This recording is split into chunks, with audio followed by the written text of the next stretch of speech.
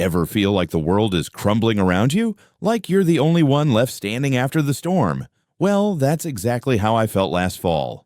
Buckle up, because what happened next turned my life upside down and inside out.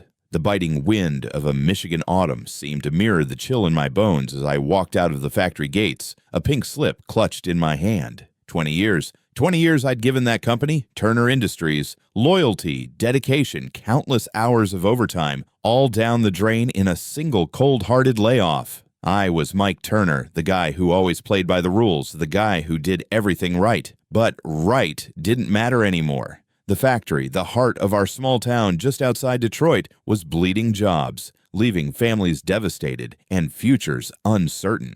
My family was one of them. I felt like a failure, a burden. I pictured my wife's worried face, the disappointment in my kids' eyes. How could I face them? How could I provide? The old familiar questions swirled in my head, each one a punch to the gut. I walked home, the setting sun casting long, mournful shadows, feeling utterly lost and adrift in a sea of despair. Little did I know that despair was about to be replaced by something I never saw coming. The following weeks were a blur of job applications, rejections, and the gnawing fear that I was becoming invisible. Then a name popped up on my phone, David Sterling. David and I went to high school together. We hadn't spoken in years. He was always the ambitious one, the dreamer. Turns out he had built his own successful manufacturing company, Sterling Dynamics, specializing in the same precision parts as Turner Industries. He offered me a job, a senior management position. I was stunned. He knew about the layoff and saw an opportunity to bring in someone with my experience and work ethic.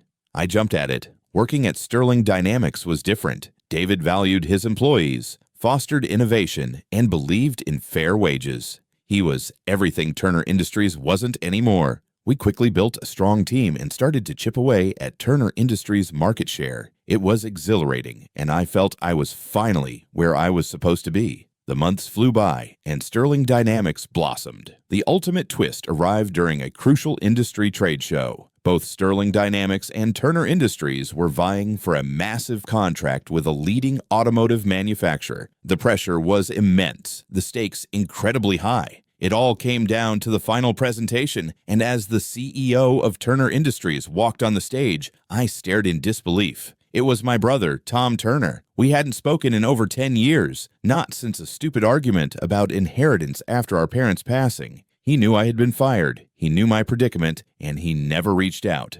Now, here he was, representing the company that had discarded me, trying to secure the deal that would save his skin. The tension in the room was thick enough to cut with a knife. In that moment, I realized it wasn't just about beating Turner Industries. It was about confronting my past, about proving to myself and to my brother that I was more than just a cog in a machine. It was about choosing loyalty to David, who believed in me when no one else did. It was about protecting all the families who depend on a fair company instead of one that cuts them off at the knees. We won the contract.